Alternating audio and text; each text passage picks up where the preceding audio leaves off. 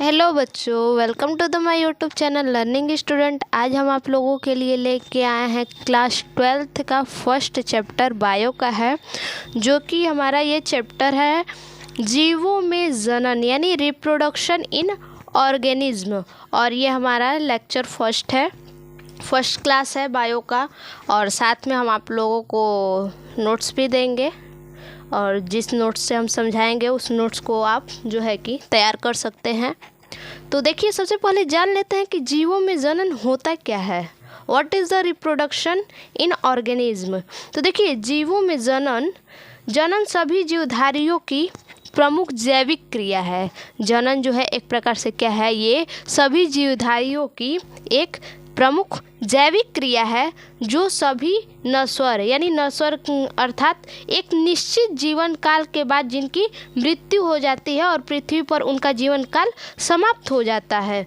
लेकिन मरने के पहले क्या कह रहा है कि मरने से पहले अपने ही लक्षणों वाली संतान के रूप में अपनी जाति के नए सदस्य उत्पन्न करता है। यानी अपने समाप्त होने से पहले, उसकी मृत्यु होने से पहले अपने ही जैसा क्या करता है, संतान उत्पन्न करता है, अपनी जाति का संतान उत्पन्न करता है। उसे क्या कहते हैं, जीवों द्वारा अपने समान संतान उत्पन्न करने की क्रिया को क्या कहते हैं, जनन कहते हैं। तो आइए देखते हैं। देखिए, प्रजनन अर्थात जनन, रिप्रोडक्शन क्या होता है। तो देखिए, वह क्रिया जिसके द्वारा जीव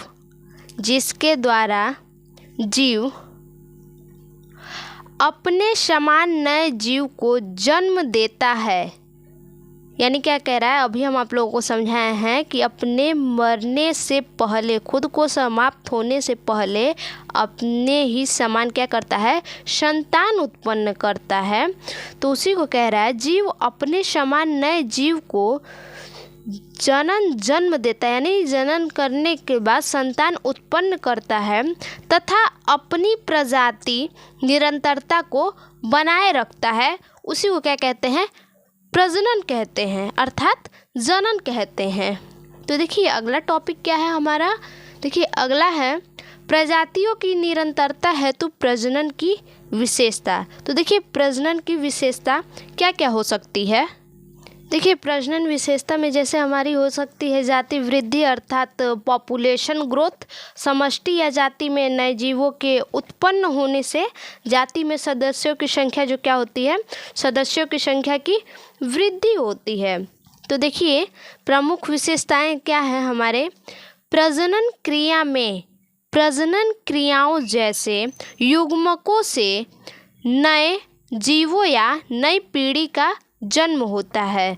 देखिए, कहने का मतलब है कि प्रजनन जो होता है, प्रजनन से क्या होता है, प्रजनन से युग्मकों जैसे नए जीवों का और नई पीढ़ी का जन्म होता है। यानी हम प्रजनन करते हैं, उसके बाद जो हमारे संतान उत्पन्न होते हैं उसी को कहा है कि एक नई पीढ़ी का जन्म होता है। और देखिए, अगला है इस क्रिया में प्रजनन इकाइयाँ बनती हैं, यानी पीढ़ी दर पीढ़ी हमारा बनता रहता है। तो उसी को कहा है इस क्रिया में प्रजनन की इकाइयाँ बनती हैं। इस प्रक्रिया के कारण जीवों की संख्या में वृद्धि होती है। देखिए, प्रजनन करेंगे तो जाहिर सी बात है हमारी क्या पीढ़ी दर पीढ़ी बढ़ेगी, तो संख्या में क्या होगी, वृद्धि होगी ही होगी।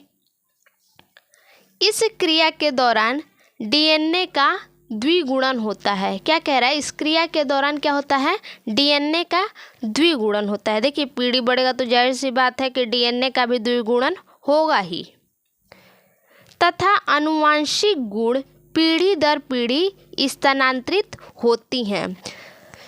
देखिए, जब संतान उत्पन्न होंगे, एक पीढ़ी से दो पीढ़ी, दो से तीन, तीन से चार, मतलब ऐसे होते जाएगा, तो क्या होगा, आनुवंशिक गुण जो उनका होगा तो एक से दूसरे में जाएगा, दूसरे से तीसरे में जाएगा। ऐसे ही क्या होगा, पीढ़ी दर पीढ़ी जो आनुवंशिक गुण होते हैं वो स्थानांतरित होते जाएंगे। जैसे कि नए जीवों का निर्माण होता है और जाति की निरंतरता बनाए रखने के लिए, और प्रजनन की इकाइयाँ का निर्माण जो होता है और संयुग्मन होता है। प्रजनन की इकाइयों का निर्माण भी होता है और क्या होता है, संयुग्मन होता है।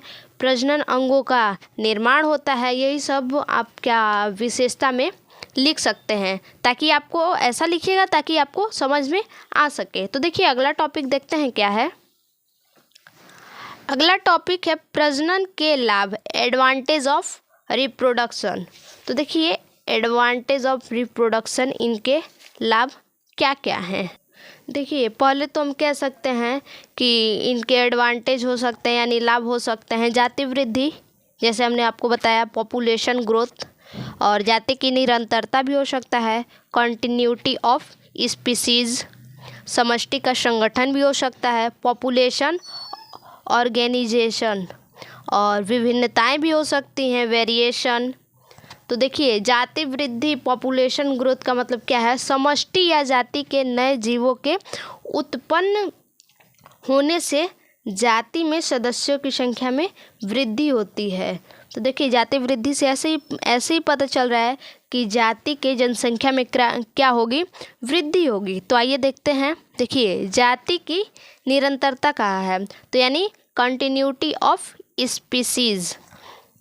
तो देखिए नई संतानों की, इसको देखिए समझिए पहले इसको, नई संतानों की उत्पत्ति के कारण पीढ़ी दर पीढ़ी जातियों में निरंतरता बनी रहती है। यानी नई संतानें जब उत्पन्न होती हैं, उन संतानों के उत्पन्न होने के ही कारण क्या होती हैं, पीढ़ी दर पीढ़ी निरंतरता बनी रहती है। तो उसी को क्या है, क्या जाति यानी प्रजाति की निरंतरता। तो देखिए प्रजनन के कारण प्रजातियों की निरंतरता बनी रहती है तथा ये विलुप्त होने से क्या बचे रहते हैं।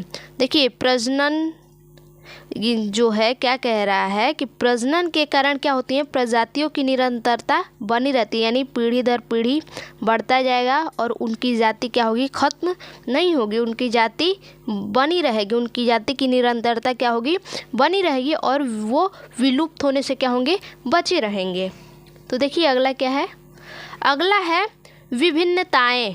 तो देखिए विभिन्नताएं, वेरिएशंस, जनन द्वारा उत्पन्न जो संतान होते हैं वो अपने माता पिता से क्या होते हैं, कुछ ही भिन्न होते हैं। देखिए विभिन्नताओं को अपने से भी समझिए कि जनन के द्वारा जो संतान उत्पन्न होते हैं वो सेम माता पिता की तरह नहीं होते हैं। अब जीरोक्स माता पिता की तरह हो जाएंगे तो कैसे भाई पहचानेंगे, जीरोक्स तो होंगे नहीं, कुछ कमी तो रहेगी ही, कुछ न कुछ चेंजिंग तो रहेगा ही। तो उसी को कह रहा है जो संतान उत्पन्न होते हैं माता पिता से क्या होते हैं, कुछ भिन्न होते हैं और इस प्रकार के जाति के जीवों में विभिन्नताएं उत्पन्न होती हैं। तो उसी को देखिए प्रजनन के कारण ही जीवों में विभिन्नताएं होती हैं, नए गुणों वाले जीव बनते हैं। प्रजनन के कारण क्या होते हैं, नए ये जो विभिन्नताएं बनी रहती हैं जीवों में और उनमें क्या होते हैं, गुणों का, नए गुणों का विकास होता है, नए गुण वाले जीव बनते हैं। अब देखिए अगला क्या है, अगला है जीवों में अस्तित्व बनाए रखना। देखिए जीवों में अस्तित्व किस प्रकार से बना रहेगा, देखिए कह रहा है कि जीवों के अस्तित्व को बनाए रखना, यानी जो हम लोग का जीवन है, जीवों का जो जीवन है उनका अस्तित्व पृथ्वी पर किस प्रकार से बना रहेगा, किस प्रकार से उनका जीवन यापन यानी किस तरह से उनका अस्तित्व बना रहे। तो देखिए किस प्रकार से बना रहेगा, जनन के कारण ही पृथ्वी पर जीवन का निरंतर गुणन, यानी क्या कह रहा है, पृथ्वी पर जीवन का निरंतर गुणन जनन के कारण ही क्या है, संभव है, संख्या में वृद्धि संभव है। तो देखिए इसको देखते हैं, प्रजनन के कारण ही पृथ्वी पर जीवों एवं जीवन का अस्तित्व संभव है अथवा बनाए रखते हैं, यानी प्रजनन के कारण ही पृथ्वी पर क्या है, किसी भी जाति के जीवों का जीवन पृथ्वी पर संभव है। देखिए हमारा अगला पॉइंट है जाति वृद्धि, यानी जो हम आप लोगों को बताए हैं कि जाति वृद्धि मतलब पॉपुलेशन ग्रोथ। तो जाति में नए जीवों के उत्पन्न होने से जाति में सदस्यों की संख्या क्या होती है, वृद्धि होती है। तो समझिए क्या कह रहा है, जाति में जब नए जीव का उत्पन्न होता है तो उन जीवों के उत्पन्न होने से क्या होता है, जीवों जाति की सदस्यों की संख्या में वृद्धि होती है। तो उसी को क्या कहा है, जाति वृद्धि। तो देखिए आज हमने आप लोगों को बताया प्रजनन क्या होता है, प्रजनन की निरंतरता, विशेषता और प्रजनन के किस प्रकार से लाभ हैं। तो आज के लिए बस इतना ही, फिर से मिलेंगे अपने एक अगले वीडियो में। तब तक के लिए धन्यवाद।